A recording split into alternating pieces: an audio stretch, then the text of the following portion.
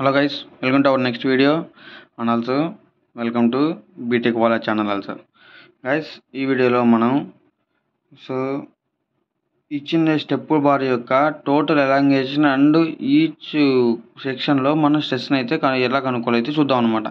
So first of all వాడు question ఏమి ఇచ్చినట్లంటే an axial load of 100 kilonewtons is acting on a stepped bar as shown in the figure. Calculate stress in each portion and total elongation అన్నాడు అనమాట. So మనకి మూడైతే ఇచ్చాడు.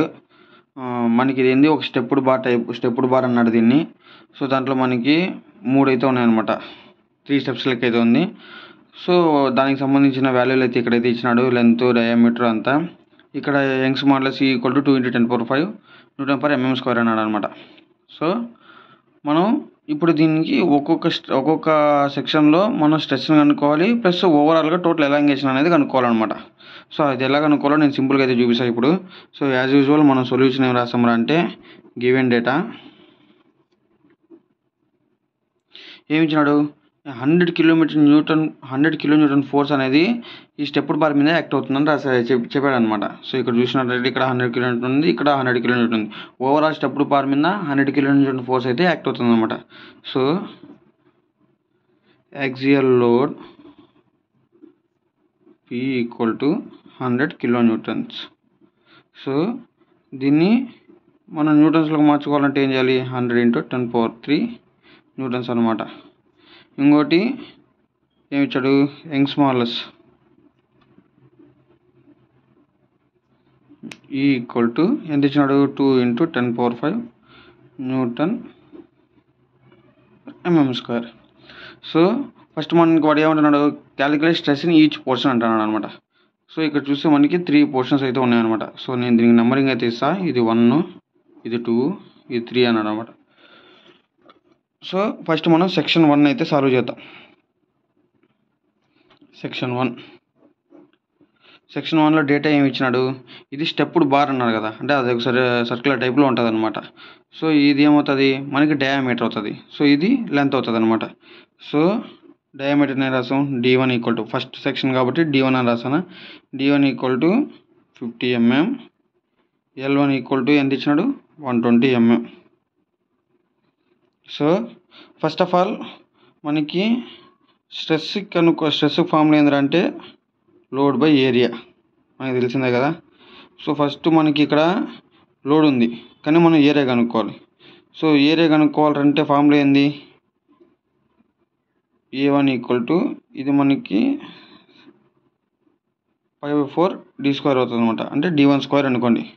So area of the bar ఏమవుతుంది, π/4 D1² అవుతుంది. నేను ఇక్కడ A1 D1 ఎందుకు పెట్టుకున్నాను అంటే సెక్షన్ 1 కాబట్టి డైరెక్ట్గా అయితే వేసుకున్నాను అనమాట. సో ఇప్పుడు మనం వాల్యూని సబ్స్టిట్యూట్ చేస్తే ఏమవుతుంది, A1 = π/4, D1 అంటే ఎంత అనుకున్నాం, 50 అనుకుందాం. సో 50². ఈ టోటల్ వాల్యూ ఏమొస్తుంది, 1963.5 mm² వస్తుంది అనమాట. ఓకేనా. దీంట్లో సో మనకి A1 వాల్యూ అనేది వచ్చేసింది. సో మనం డైరెక్ట్గా స్ట్రెస్ ఫస్ట్ సెక్షన్లో స్ట్రెస్ ఎంత అంటే P/A1 అవుతుంది. సో అప్పుడు ఏమవుతుంది, P అంటే ఎంత మనకు ఆల్రెడీ తెలిసిందే, 100 × 10⁻³ A1 అంటే ఎంత, ఇప్పుడు ఎంత వచ్చింది, 1963.5 mm². సో మనకి mm² అని మెన్షన్ చేయకండి. σ1 = ఏమవుతుంది, ఇక్కడ వాల్యూ మనకి 50.93 Nm² అవుతుంది అనమాట. సో మనం ఫస్ట్ సెక్షన్లో స్ట్రెస్ అయితే కనుక్కుందాం. సో ఓకేనా, ఒక్క నిమిషం. సో గైస్ ఇప్పుడు స్ట్రెస్ అయితే కనుక్కున్నాం కదా, మనం ఇప్పుడు ఏం కనుక్కోవాలి, ఫస్ట్ బార్లో ఎలాంగేషన్ ఎంత ఉందని కనుక్కోవాలన్నమాట. సో ఓకేనా, దాన్ని నేను ఎలాంగేషన్ని Δl1 అనుకున్నాం. So Δl1. సో మనకి మామూలుగా యంగ్స్ మాడ్యులస్ ఫార్ములా ఏంది, స్ట్రెస్ బై స్ట్రైన్. దీన్ని యంగ్స్ మాడ్యులస్ అంటాం అనమాట. దీంట్లో ఇక్కడ స్ట్రెస్ ఉంది, స్ట్రైన్ ఉంది. మనకి కావాల్సింది స్ట్రైన్ ఈక్వల్ టు ఏమవుతుంది, స్ట్రెస్ బై యంగ్స్ మాడ్యులస్ అవుతుంది అనమాట. సో మనకి స్ట్రైన్ అంటే ఏందో తెలుసు. స్ట్రైన్ అంటే ఏంది, స్ట్రైన్ అంటే చేంజ్ ఇన్ లెంత్ బై అంటే ఒరిజినల్ లెంత్. ఓకేనా, సేమ్ ఇక్కడ అప్లై చేస్తాం. Δl/, original length L equal to sigma by ఈ అవుతుంది అనమాట. సో మనం ఇప్పుడు ఏం చేసాము, సెక్షన్ 1కి అప్లై చేస్తున్నాం కాబట్టి ఈ వాల్యూ ఏమవుతుంది, delta L1 by L1 equal to sigma 1 by Young's modulus అనేది కామన్ కదా, సో ఈ అవుతుంది. మనకు కావాల్సింది ఏంది, ఓన్లీ డెల్టా L1 కావాలి. డెల్టా L1 ఈక్వల్ టు ఏమవుతుంది, సిగ్మా 1 L1 బై ఈ అవుతుంది. సో మన దగ్గర ఆల్రెడీ సిగ్మా 1 వాల్యూ ఉంది అండ్ L1 వాల్యూ ఉంది అంటే యంగ్స్ మాడ్యులస్ అంటే కానీ తెలుసు. సో సింపుల్గా మనం ఆ వాల్యూ అనేది దీన్ని సబ్స్టిట్యూట్ చేసేస్తాం అనమాట. సిగ్మా 1 ఎంత 50.93, L1 అంటే ఎంత, L1 ఇక్కడ ఉంది 120 డివైడ్ బై యంగ్స్ మాడ్యులస్ ఎంత ఇచ్చినాడు 2 × 10⁵. ఓకేనా, దీని నుంచి డెల్టా 1 ఏమవుతుందిరా అంటే 0.0305 mm అవుతుంది అనమాట. సో మనం ఎలాంగేషన్ ఇన్ సెక్షన్ 1 కనుక్కున్నాం, స్ట్రెస్ కనుక్కున్నాం, ఎలాంగేషన్ కానీ కనుక్కున్నాం.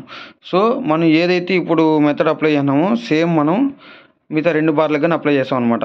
సో ఇప్పుడైతే నేను డీటెయిల్ ఎక్స్ప్లెనేషన్ అయితే ఇవ్వను. సో డైరెక్ట్గా దీన్ని సబ్స్టిట్యూట్ చేసుకుని వచ్చేస్తా వాల్యూస్ అనేది. ఆల్రెడీ ఫస్ట్ సెక్షన్లో ఎట్లా చేయాలని చెప్పాను కాబట్టి. సో సెక్షన్ 2కి వచ్చే కొందికి ఇచ్చిన వాల్యూస్ ఏవేవి, d1 equal to d2 equal to 30, L2 equal to 100. So నేను దీని నుంచి A2 ఎంత వస్తుంది 5/4 d2² అంటే 5/4 d2 అంటే 30². సో ఇక్కడ టోటల్ వాల్యూ ఎంత అవుతుంది అంటే 706.86 mm² అవుతుంది. A2 వచ్చింది. నెక్స్ట్ సిగ్మా 2 ఏమవుతుంది P/A2. అప్పుడు P అంటే ఎంత 100 × 10⁻³ డివైడ్ బై A2 ఎంత 706.86. సో టోటల్ ఎంత అవుతుంది value total value 141.47 Nm². So stress in section 2 ఏమవుతుంది 141.47 Nm² అవుతుంది. సో మనకి దీంట్లో నుంచి ఎలాంగేషన్ ఇన్ సెక్షన్ 2 ఏమవుతుంది, మనకి ఇందాక ఇచ్చిన ఫార్ములా ప్రకారం ఇక్కడ delta L1 equal to sigma 1 L1 by ఈ అయింది కదా. సో ఇక్కడికి వచ్చే ముందుకి సిగ్మా 2 L2 బై ఈ అంటే ఏమవుతుంది, సిగ్మా 2 వాల్యూ ఎంత 141.47 ఇంటూ L అంటే ఎంత 100 డివైడెడ్ బై యంగ్స్ మాడ్యులస్ అంటే ఎంత 2 × 10⁵. సో డెల్టా A2 వాల్యూ ఏమవుతుంది 0.0707 mm. సో డెల్టా వాల్యూ అనేది ఏమవుతుంది 0.0707 mm అవుతుంది. సో ఎలాంగేషన్ ఇన్ సెక్షన్ 2 ఏమవుతుంది 0.0707 mm. సో అర్థమైందా. సో సేమ్ మనం సెక్షన్ 3 కనుక్కోవాలన్నమాట. సో ఇప్పుడు సెక్షన్ 3 సో దీంట్లో కానీ ఇచ్చిన డయాగ్రామ్ బట్టి ఇక్కడ వాల్యూ ఏమవుతుంది d3 equal to 40, L3 equal to 80. So A3 ఏమవుతుంది 5/4 d3² అంటే 5/4 d3 అంటే 40² అంటే ఈ వాల్యూ ఏమవుతుంది అంటే 1256.64 mm² అవుతుంది. సో మనకి ఇప్పుడు సిగ్మా 3 ఏమవుతుంది P/A3 అవుతుంది. సో P అంటే ఎంత ఆల్రెడీ తెలిసిందే 100 × 10⁻³ బై A3 అంట 1256.64. సో టోటల్ సిగ్మా వాల్యూ ఏమవుతుంది 79.58 Nm². So stress in section 3 ఏమవుతుంది 79.58 Nm². సో మనం సిగ్మా 3 కనుక్కున్నాం. సో ఇంతకుముందు ఉపయోగించిన ఫార్ములాను బేస్ చేసుకొని delta L2 elongation in section 3 delta L3 equal to ఏమవుతుంది సిగ్మా 3 L3 బై ఈ అవుతుంది అనమాట ఫార్ములా. సో సిగ్మా 3 వాల్యూ ఎంత 79.58 ఇంటూ L3 వాల్యూ ఎంత 80 బై ఈ వాల్యూ ఎంత 10 × 10⁻5 2 × 10⁻5 సారీ. సో ఇక్కడికి వచ్చుకునే వాల్యూ అవుతుంది 0.0318 mm అవుతుంది అనమాట. So delta section elongation in section 3 ఏమవుతుంది 0.0318 mm. సో ఇప్పుడు మనం వాడు చెప్పినట్టుగానే స్ట్రెస్ ఇన్ ఈచ్ పోర్షన్ అయితే కనుక్కున్నాం, ఎలాంగేషన్ ఇన్ ఈచ్ పోర్షన్ కనుక్కున్నాం అనమాట. సో ఇప్పుడు వాడు ఇంకోటి ఏమన్నాడు, టోటల్ ఎలాంగేషన్ ఎంత అడిగినాడు అనమాట. Total elongation delta L equal to delta L1 plus delta L2 plus delta L3 అంతే కదా. టోటల్ ఎలాంగేషన్ ఈ మూడిట్లో మొత్తం కలిపి టోటల్ ఎలాంగేషన్ ఏమవుతుంది, ఒక్కో దాంట్లో ఉండే ఎలాంగేషన్ కలిపినా ఉంటే మనకు టోటల్ ఎలాంగేషన్ అయితే వచ్చేస్తుంది అనమాట. సో దీని ప్రకారం డెల్టా ఎల్ ఈక్వల్ టు మనకి డెల్టా L1 ఎంత వచ్చింది వాల్యూ ఆల్రెడీ తెలుసు. 1 మినిట్. సో డెల్టా L1 అనేది 0.0305. సో డెల్టా 2 అనేది 0.0707. సో డెల్టా 3 అనేది 0.0318. సో టోటల్ ఎలాంగేషన్ ఏమవుతుంది అంటే 0.133 mm. సో గైస్ చూసినారు కదా, చాలా సింపుల్గా టోటల్ ఎలాంగేషన్ అనేది ఏ విధంగా కనుక్కోవాలి అయితే చూసినాం. జస్ట్ మనం సెక్షన్ 1కి మీరు ఇక్కడ తెలిసిందిరా అంటే సిగ్మా ఎంత కనుక్కోవాలి, సిగ్మా ఎట్లా కనుక్కోవాలి, అండ్ మనకి ఇక్కడ ఎలాంగేషన్ ఎట్లా కనుక్కోవాలి, ఈ formula delta L1 equal to sigma 1 L1 by ఈ ఎట్లా వచ్చిందిరా అని మీకు తెలిసిందిరా అంటే, సో ఫస్ట్ సెక్షన్కి సాల్వ్ చేయనారంటే మిగతా 2 సెక్షన్లు కాదు, నెంబర్ ఆఫ్ సెక్షన్లు ఉన్నా సరే ఇదే ప్రొసీజర్ అనమాట. ఓకేనా. సో గైస్ ఈ వీడియో అయితే మీకు అర్థమైంది అనుకుంటా. ఆల్రెడీ వీడియో లెంత్ 11 minutes పైన దాటిపోతుంది. సో నెక్స్ట్ వీడియోలో అయితే మళ్ళీ కలుద్దాం. Okay then guys, by.